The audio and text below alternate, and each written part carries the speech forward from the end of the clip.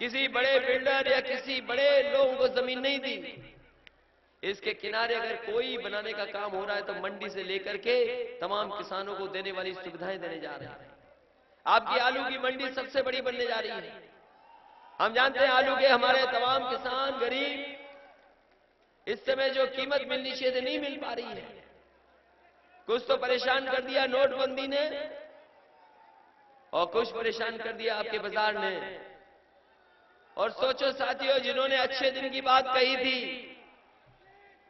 जिन्होंने अच्छे दिन की बात कही थी, बताओ आपको लाइन में लगा लिया कि नहीं लगा दिया? और अब तो किसी पे 500,000 रुपया बचेगा, बचा भी नहीं होगा। सबका जमा हो गया होगा 500,000।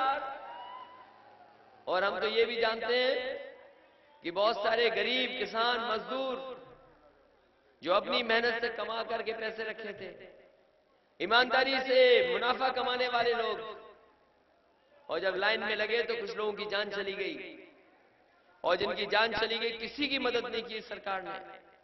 अगर उनकी मदद किसी ने की तो समाजवादी उन्होंने 2-2 लाख रुपए देकर के उनकी भी मदद की। और वहीं आपने पढ़ा होगा अखबार में कि लाइन में लगे लगे एक बच्चे का भी जन्म हो गया और बैंक वालों ने उसका नाम खजांची रख दिया। हमने जानकारी करवाई आखिरकार कौन परिवार है ये, तो पता लगा सबसे गरीब परिवार निकला उस मोहल्ले का। हमने उसकी मां को बुला करके 2 लाख रुपए उसकी भी मदद करने का काम किया। कम से कम समाजवादी लोग मदद तो कर रहे हैं। और याद रखना, ये पैसा काला सफेद नहीं होता। अगर कोई चीज काली सफेद होती है तो वो हमारे आपका लेन देन काला सफेद होता है। अगर किसी ने कारोबार किया और टैक्स नहीं दिया तो वो पैसा काला हो गया, और किसी ने काले पैसे से कारोबार किया, मुनाफा कमाया और टैक्स दे दिया तो वो सफेद हो गया। इसलिए पैसा कोई काला सफेद नहीं होता, हमारा आपका लेन देन काला सफेद होता है। इस देश को पूरा गुमराह कर दिया भारतीय जनता पार्टी के लोगों ने। अर्थव्यवस्था का कितना नुकसान हुआ होगा उसका आकलन कोई नहीं कर सकता। कितना नुकसान हुआ होगा, कितना प्रदेश तो देश पीछे चला गया होगा। और हम तो कहते हैं अब तो सबका पैसा जमा है, किसी के पास कोई पैसा पुराना नहीं बचा।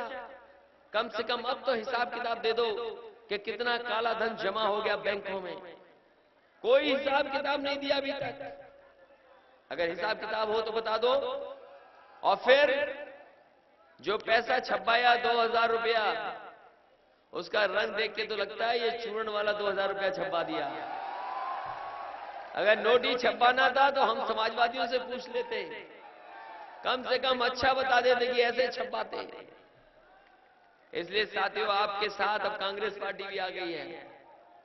कांग्रेस पार्टी का भी सहयोग आपके साथ है।